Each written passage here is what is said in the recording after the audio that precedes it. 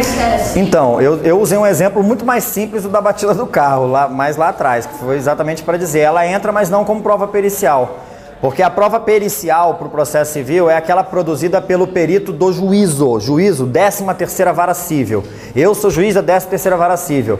Não me importa se o juiz da 12ª Vara Civil tem aquele perito João que produz perícia para ele. O perito do meu juízo é o Pedro. E eu vou nomeá-lo para ser o perito do juízo e ele vai funcionar nos processos da minha competência. Específico para cada juiz ou dependendo, por exemplo, do juízo. Assim, eu posso determinar um perito, outro. Assim, por exemplo, às vezes é um cara que eu conheço muito, mas ele é tipo cardiologista. Naquela situação específica, ele como perito vai poder auxiliar mais. Mas de repente, numa outra foi um erro de uma anestesia. Não, então, o juiz pode ter 5.000 peritos, porque é o perito para cada especialidade. O perito ele tem um vínculo só de compromisso com o juízo. Ele presta um compromisso, ele recebe uma carteirinha lá de perito, para poder praticar os atos. Mas, como ele é remunerado pela parte no processo, por meio de honorários, é só uma questão de cadastro. Ah, eu preciso, é engenheiro que eu preciso, o prédio caiu. Eu tenho engenheiro aqui, vou nomear fulano para esse processo, manda os autos para ele, vê se interessa ele fazer essa perícia. É assim. Tá? Às vezes os juízes têm dificuldade de... Por isso que tem muito professor juiz aqui, que quando... Às vezes a gente tem alunos que já tem outra especialidade, ele vai vendo que o aluno tá indo bem no direito, ele já chama no canto, depois, estou precisando de um perito lá no juízo da sua área. É comum isso aqui, tá? Porque é difícil você às vezes encontrar uma pessoa de confiança, né, da área e que também não seja completamente alheio às coisas do direito. Porque é importante o cara ter uma noção ali do processo, para ele saber esse vai e vem de processo, o que é uma intimação, enfim, tá? Mas vamos voltar para o processo civil. Mais alguma questão de perícia? Inspeção judicial. Inspeção judicial, como o nome já diz,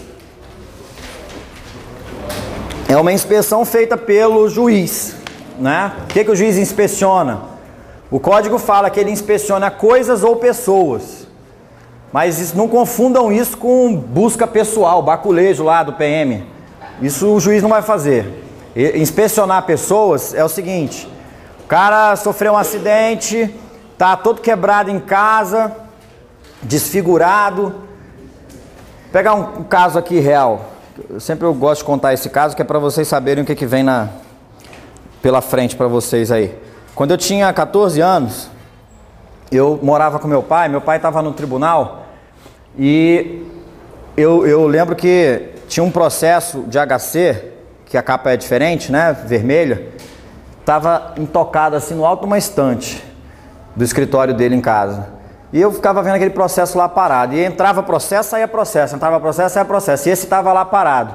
Aí um dia eu escalei lá, peguei e fui abrir para dar uma olhada. Das primeiras páginas que eu abri assim, tinha uma foto de uma modelo linda, linda, linda, a menina. Aí eu olhei assim, falei, nossa, que menina bonita. Passei a segunda, da terceira para frente, era tipo um monstro, cara. Sim, não tinha nariz, não tinha pedaço de lábio, não tinha orelha, não tinha cabelo, era tudo derretido.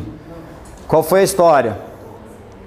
Ela morava numa cidadezinha no interior de São Paulo, começou na carreira de modelo, recebeu proposta para ir trabalhar numa grande agência de modelos na capital, não sei se era Ford ou a Elite, alguma coisa assim, e um namorado de interior não gostou da ideia.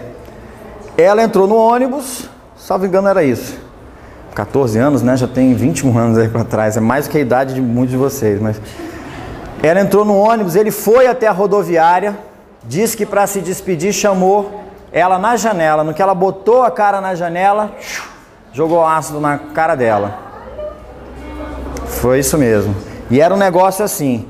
E eu lembro de ter tido uma conversa com meu pai, depois que eu vi aquilo eu fiquei meio assim, porque às vezes a gente fala, eu quero ser juiz, né? Quero ser advogado, quero ser defensor público. Quer ser o defensor público ainda? Esse que é o caso que chegou para você, né? Eu tinha um colega na Câmara que era advogado lá na Procuradoria junto comigo, quero ser defensor público, meu sonho é ser defensor público. Passou no último concurso de defensor público. Aí eu lancei meu livro semana passada, eu liguei pra ele, por que você não foi no lançamento do meu livro? Aí ele falou, pô, cara, eu tava defendendo um pedófilo. Aí eu falei, você não queria ser defensor público? Pois é, eu tô aqui passando mal, crise de consciência, desse jeito. Então, nesse caso aí, por isso que eu gosto de contar essa história. E eu lembro do meu pai ter falado que ele não estava apreciando aquilo ali, correndo, como a lei manda, que o HC tem que ser apreciado, porque ele não queria decidir com o fígado, com impulso, né, de olhar e falar, o quê? Vai pra rua coisa nenhuma, esse cara aqui é um risco para a humanidade, não é para a sociedade, não.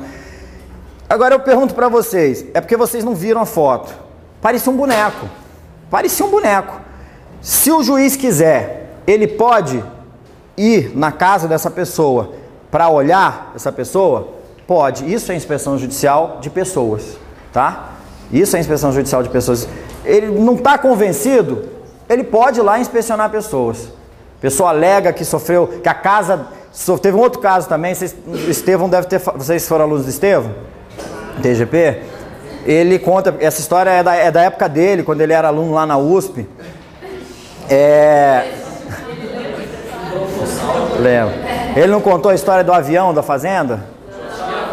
Hã? Isso é bobo, gente. Vamos lá. Não é não. Não é não. Pterodátilo. Olha só. Não tenho a menor ideia, cara. Olha só. A história era o seguinte, o cara tinha uma plantação de café em São Paulo, essa já tem mais pro lado do processo civil. Plantação de café em São Paulo muito grande, vocês sabem, a produção agrícola de café em São Paulo é muito marcante, isso naquela época então era política do café com leite, né, com certeza, que era só São Paulo e Minas, né, que moviam a economia do Brasil, Minas com leite, derivados, queijinho de Minas, pão de queijo, né, essas coisas. E São Paulo com velho pingado. E aí, o camarada contratou uma empresa dessas, que tem aqueles aviões que é pesticida, né? Que joga pesticida na plantação para poder proteger a plantação.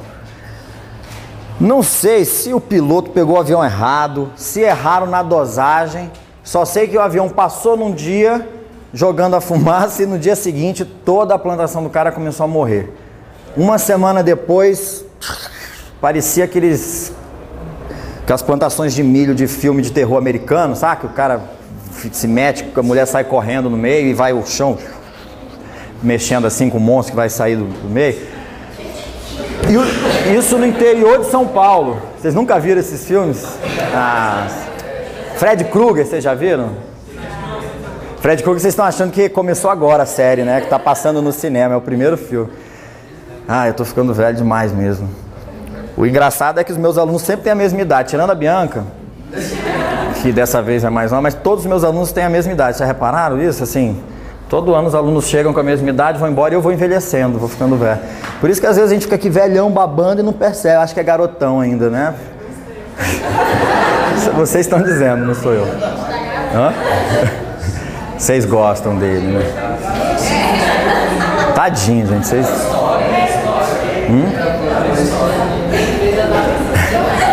Quando a gente ataca muito é porque a pessoa tem alguma coisa que a gente admira. Hã?